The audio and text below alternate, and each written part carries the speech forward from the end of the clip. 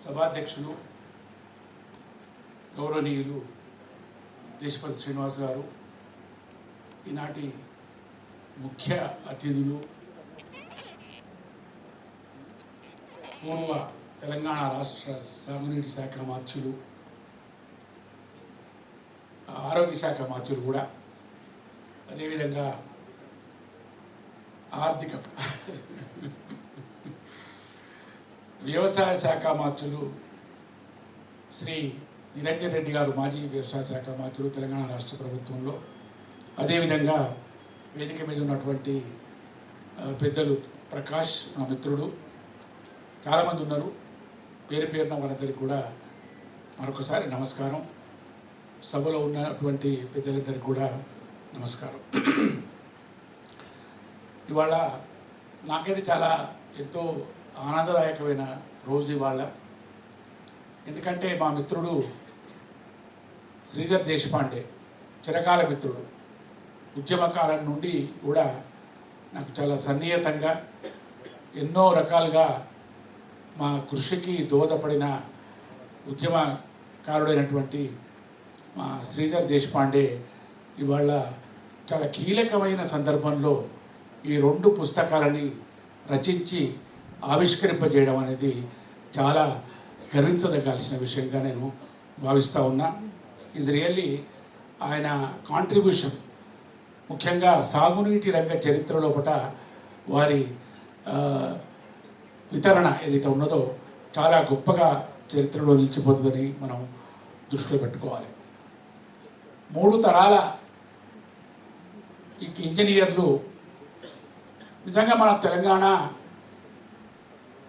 ప్రాంతం, తెలంగాణ రాష్ట్రం చేసుకున్న ఒక అదృష్టం కావచ్చు. ఆనాటి హైదరాబాద్ రాష్ట్రంలో ఉన్నటువంటి కీర్తిశేషులైనటువంటి నవాబ్ అలీ నవాజ్ జంగ్ బహదూర్, వారి తర్వాత ఉద్యమ కాలంలో మన దేశపతి చెప్పినట్టు మలిదశ ఉద్యమం అనేది నీళ్లలో పుట్టిన నిప్పు, ఇది ఆరిపోయేది కాదు అన్నాడు. దాన్ని చాలా గొప్పగా నీళ్ళు నిజాలనే వ్యాసాలు రచించి పుస్తకాలు తీసుకొచ్చి ప్రజలకు, తెలంగాణ ప్రజలకు నీళ్ల సోయిని, చైతన్యాన్ని కల్పించినటువంటి విద్యాసాగర్ రావు గారు. ఆ తర్వాత ఇప్పటికీ కూడా వారి వారసత్వాన్ని చాలా ఉన్నతంగా, అత్యున్నతంగా కొనసాగిస్తున్నటువంటి దేశపాండే. ఈ 3 తరాలు మనం చాలా తెలంగాణ గర్వించదగ్గ తెలంగాణ ముద్దుబిడ్డలుగా నేను భావిస్తూ ఉన్నా. అంతేకాకుండా ఈ కాళేశ్వరం ప్రాజెక్ట్ అనేది నిస్సందేహంగా తెలంగాణ జీవధార. మన పవన్ పాడిండు కదా పాట, చాలా గొప్పగా పాడిండు, భావోద్వేగంగా. చాలా నిజంగా జీవధార. అది లేకపోతే మనం ఇవాళ ఊహించలేము తెలంగాణ పరిస్థితి ఎట్లా ఉంటుందో. కాబట్టి అది సరే, మనకు ఒక భౌగోళికమైన పరిస్థితి కాబట్టి నువ్వు ఏది పెట్టినా కానీ, శ్రీధరే చెప్పిండు, తుమ్మడేటి అక్కడ కట్టినా, ప్రాణహిత చేవేళ్ల ప్రాజెక్టు కట్టి అక్కడ పెట్టినా అక్కడే తిప్పత్తుకోవాల్సిందే. కానీ అదనంగా దీనికి అడిషనల్గా చాలా గొప్ప. అయితే ఆయన అన్న చెప్పినట్టే మన ఆ రోజుల్లో గోదావరి వ్యాలీ ప్రాజెక్ట్ లో టెన్నెసీ వ్యాలీ అథారిటీ సందర్భంగా తీసుకొచ్చి దాన్ని అమలు చేయలేనికుండా మిగిలిపోయినటువంటి దాన్ని 70 ఏళ్ల తర్వాత మళ్ళీ సమగ్రమైన గోదావరి వ్యాలీ డెవలప్మెంట్ ప్రాజెక్టుగా ముందుకు రావడం అనేది చాలా సంతోషించాల్సిన విషయం. ఇవన్నీ కూడా చాలా టెక్నికల్ విషయాలు, వీటన్నింటిలోకి నేను పోను. కానీ ఒక్కటే మాట చెప్తూ మీకు ఎక్కువ టైం తీసుకోను. మనకు ఏ ప్రాజెక్టు రూపొందించబడాలన్నా కానీ మాకున్న సోషల్ సైన్స్ పరిజ్ఞానంతో బాట్ అనేది వాళ్ళకి చాలా ఎక్కువ జరుగుతున్నది. బిల్ట్, ఆపరేట్ అండ్ ట్రాన్స్ఫర్ అనే కాన్సెప్ట్. ఆ పద్ధతిలో కనుక ఆలోచిస్తే అది క్యాపిటలిజం గ్లోబలైజేషన్ తర్వాత వచ్చిన కాన్సెప్ట్. అయితే కాన్సెప్చువలైజేషన్ ఎక్కడ జరుగుతుందంటే పొలిటికల్ స్థాయిలో జరుగుతుంది, లీడర్షిప్. ఆ రోజు మన రాష్ట్ర ముఖ్యమంత్రి గౌరవనీయులు చంద్రశేఖరరావు గారు ఊహించిన దాన్ని కాన్సెప్చువలైజ్ చేసిన ప్రాజెక్ట్.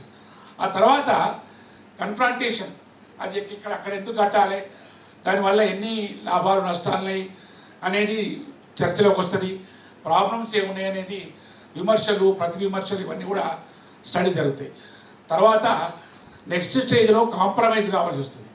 ఎందుకు అంటే పక్క రాష్ట్రాలతోటి మనం నీళ్లు పంచుకోవాలి కాబట్టి మహారాష్ట్ర మిగతా రాష్ట్రాలతోటి కూడా మనకు కాంప్రమైజ్ కావాల్సింది కాబట్టి ఆ రోజు మహారాష్ట్ర ముఖ్యమంత్రి గారి దగ్గర పోయి వారిని ఒప్పించి దాన్ని తీసుకురావాలి. లాస్ట్ది కన్స్ట్రక్షన్ ఆస్పెక్ట్.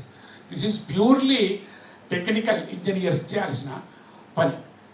మరి వీటన్నిటి కనుక మనం దృష్టిలో పెట్టుకుంటే మనం కాళేశ్వరం ప్రాజెక్ట్ అనేది ఇప్పుడు ఏదైతే మనం విమర్శలు ఎదుర్కొంటున్నామో వాటన్నిటికి కూడా చాలా సమగ్రంగా, ఓపికగా, వక్రీకరణల్ని, విమర్శలన్నీ కూడా చాలా గొప్పగా జవాబు చెప్పిన ఘనత ఇవాళ మన రచయిత శ్రీధర్రావు దేశపాండేకు దక్కుతుంది. దాంట్లో నిస్సందేహంగా మనం చెప్పవచ్చు. అయితే ప్రాజెక్టులు కుంగిపోయినవన్నీ కూడా మాట్లాడుతున్నారు కదా, మరి డయాఫ్రామ్ వాళ్ళు కూడా అక్కడ కొట్టుకుపోయింది. మరి అక్కడ దాని గురించి ఎవరు మన చెప్పాడు మన వేణుగోపాల స్వామి. అంతేకాకుండా ఈ చాలా ప్రాజెక్టులలో ఇటువంటి సంఘటనలు జరిగినాయి. గుజరాత్లో అయితే ఒక ప్రాజెక్టు మొత్తం కొట్టుకుపోయింది. ఆయనే రాసిండు, ఒకసారి పేపర్లో నేను చదివిన. మరి వీటన్నిటినీ కూడా ఇడిచిపెట్టి దీని మీద ఎక్కువగా మనం ప్రతిస్పందిస్తున్నాం అనేది. అయితే మనం మరి ఎల్ఎన్టీ కన్స్ట్రక్షన్ కంపెనీ వాళ్ళు వచ్చి మళ్ళీ మేము కడతామన్నా కానీ ప్రభుత్వం ఎందుకు జాప్యం చేస్తున్నది, ఎందుకు వాళ్ళ గొప్ప చెప్తలేదు, ఇవన్నీ కూడా మనం ఆలోచించాల్సిన విషయాలు. మన కేసీఆర్ గారు అన్నట్టు మనోళ్ళే ఎట్లుండదంటే కత్తి వాళ్ళే కానీ పొడిచోడు మనోళ్ళే. ఇట్లా మనం అనవసరమైన చర్చలు చేసుకుంటా మనం ఈ అసలు విషయాన్ని మర్చిపోయి దీన్ని ఎట్లా రక్షించుకోవాలనే దాన్ని మనం ముందు పడాలి. ఇదే ఉద్యమ స్ఫూర్తితోటి మళ్ళీ కాళేశ్వరం ప్రాజెక్టును పునర్నిర్మాణం చేసి దాన్ని తెలంగాణ జీవధారను రక్షించుకోవాలని మీ అందరికీ కూడా విజ్ఞప్తి చేస్తూ నాకు ఈ అవకాశం ఇచ్చిన అధ్యక్షుల వారికి, ఓపికగా మీ అందరికీ కూడా ధన్యవాదాలు. Thank you very much. జై తెలంగాణ.